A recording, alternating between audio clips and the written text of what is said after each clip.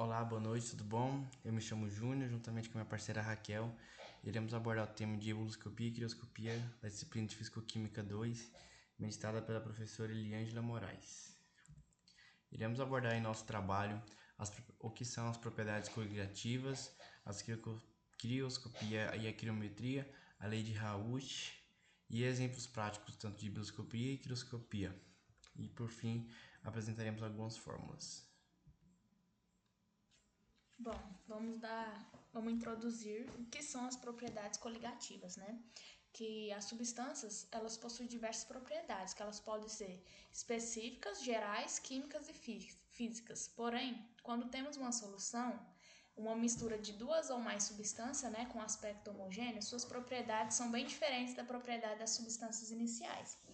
Os estudos da variação de determinadas propriedades solvente com a adição de um soluto são chamados de propriedades coligativas. Então, nós podemos definir as propriedades coligativas das soluções que são aquelas que não dependem da natureza do soluto, isto é, de sua estrutura, mas sim da concentração, o número de partículas, né, dissolvidas de soluto. Temos 4 principais propriedades coligativas: a tonoscopia, a ebulioscopia, a crioscopia e a osmose. Mais especificamente nesse trabalho, nós vamos falar sobre a crioscopia e ebulioscopia. Bom, a crioscopia, ou chamada criometria, ela é uma propriedade coligativa que indica a diminuição do ponto de congelamento de um líquido, ou seja, do seu ponto de fusão, provocado pela adição de um soluto não volátil que diminui a pressão de vapor do líquido. Ou seja, vamos explicar o que é um soluto não volátil, né? Que é toda substância que possui elevado ponto de ebulição, né? Ebulição que passa do estado líquido para gasoso e baixo ponto de fusão. Desse modo, a temperatura de ebulição desse líquido aumenta e a fusão diminui. Quando se compara um solvente puro e uma solução de soluto não volátil, é possível afirmar que o ponto de congelamento da solução sempre será menor que o ponto de congelamento de solvente puro. Ou seja, quanto maior o número de partículas dissolvidas em uma solução, mais concentrado ele vai ser e menor será o seu ponto de congelamento. Aqui temos um exemplo, né, do sal como um soluto não volátil e a água como solvente. O NaCl ele tem uma estrutura geométrica bem definida, chamada de retículos cristalinos. E quando colocado esse sal na água, ele reage com H2O e seus íons são dissociados, ou seja, são separados. E desse modo, gera os íons Na+, e Cl-, que ficam dispersos no solvente e são responsáveis por mudanças em determinadas propriedades do solvente. Podemos citar o exemplo de quando você vai fazer uma laranjinha, né? Que a gente pode adicionar um soluto não volátil, ou seja, algum pozinho de um suco e levar ao congelador. Pode-se perceber que o tempo de congelamento dessa substância vai demorar mais do que você pôr um potinho de gelo no congelador, né? Porque a água ela tem um ponto de congelamento a 0 graus Celsius. E com esse soluto volátil adicionado à água, por exemplo, esse pozinho, vai ocorrer o abaixamento do ponto de fusão, vai demorar para congelar. Para explicar isso, nós podemos usar a lei de Raoult, que ela estabelece que a diferença existente entre a temperatura de solidificação de solvente puro e a de uma solução é diretamente proporcional à concentração molar do soluto na solução. Dessa forma, a variação crioscópica, né, que é o ΔC, é aumentada à medida que aumenta a concentração da solução. Ou seja, quanto mais soluto não volátil você pôr, menor será a sua temperatura de congelamento. A partir dessa fórmula abaixo aí, ΔT igual a T com esse asterisco em cima, asterisco, menos T, a gente tem a variação de temperatura crioscópica, né, que aumenta à medida que aumenta a concentração da solução, como eu expliquei. Esse delta com asterisco é a temperatura de congelamento da solução antes de acrescentar o soluto, né, que é só o solvente puro, e o T é a temperatura de congelamento da solução depois que se acrescenta o soluto. A gente vai ter essa variação, né, de temperatura. Temos alguns exemplos no dia a dia que eu trouxe, né, da crioscopia. Como sabemos, ao nível do mar, a água pura ela congela a 0 graus Celsius. que esse é o seu ponto de fusão, né? No entanto, se acrescentarmos sal, por exemplo, como eu disse, a água, ela demorará mais para congelar, ou seja, o seu ponto de fusão irá diminuir, atingindo valores abaixo de zero. Eu trouxe alguns exemplos aqui, né, que a crioscopia ela pode explicar porque a água do mar, né, em sua grande parte, não congela a 0 graus Celsius, porque tem uma imensa quantidade de sal dissolvida nos oceanos. E faz com que o seu ponto, né, assim, de congelamento diminua. Tem um exemplo também que em países frios é comum que a temperatura atinja valores bem abaixo de zero. E para que não haja congelamento da água nos radiadores, eles utilizam diversos aditivos, né, anticongelantes, como o etileno glicol, para manter a água no seu estado líquido. Também nesses países, né, tem avenidas cobertas de gelos e eles jogam sal para que haja o derretimento, né, reduzir a temperatura, seu ponto de fusão. Aqui nessa primeira imagem, eu trouxe alguns exemplos, né, que a água pura ela congela a 0 graus Celsius quando adicionado um soluto não volátil, como a glicose a 0,5 molar, né, de concentração, ela congela a menos 0,90 graus Celsius. Aí mais para frente tem a glicose, que aumenta, né, essa concentração de 1 molar, podemos observar que o ponto de fusão vai abaixar, né, vai ficar menos 1,86 graus Celsius. Nesse gráfico também podemos ver a utilização daquela lei de Raoult, né, que o ΔT0 é o solvente puro e o ΔC é o solvente depois que adicionado o soluto não volátil. Podemos ver que é um abaixamento, né, esse ΔT, que é a variação de temperatura. O seu ponto de fusão ele vai diminuir. Agora eu vou passar um videozinho que explica um pouco sobre a crioscopia.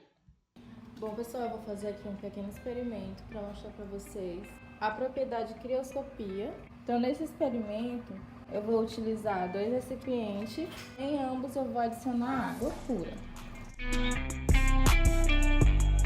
Agora, gente, eu vou adicionar um soluto não volátil. Vou utilizar o cloreto de sódio, o sal de cozinha, e eu vou dissolver esse sal em um dos líquidos.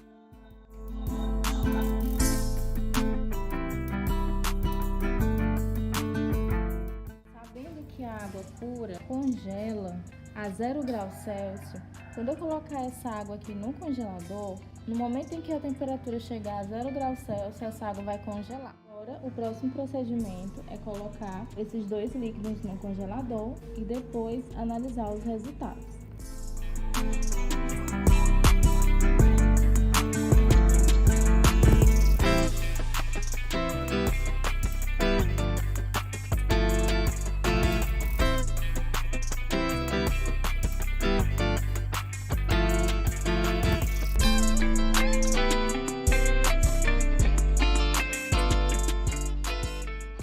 Depois de 30 minutos eu retirei os copos do congelador e a gente vai analisar aqui qual é a situação de cada líquido. Água pura, olha só, congelada. Agora água com sal, olha só. Água com sal agora que estava começando a solidificar, mas ela ainda está muito líquida. Pessoal, qual a conclusão que nós tiramos? Ao adicionar um soluto não volátil na água, no caso o sal de cozinha que foi adicionado, a gente observa que ocorreu uma modificação nas propriedades da água pura, né? E o sal, ele diminuiu a temperatura de congelamento da água. Ou seja, essa água aqui, que é água pura, ela congelou em 0 graus Celsius, quando a temperatura no congelador chegou a 0 graus Celsius. Essa água aqui não congela a 0 graus Celsius, porque tem um soluto dissolvido. Como o soluto abaixou a temperatura de congelamento, ou seja, essa água só vai congelar em uma temperatura abaixo de 0 graus Celsius.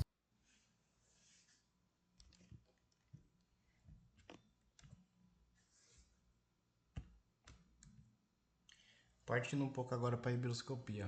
A higroscopia é basicamente o aumento do ponto de ebulição do solvente.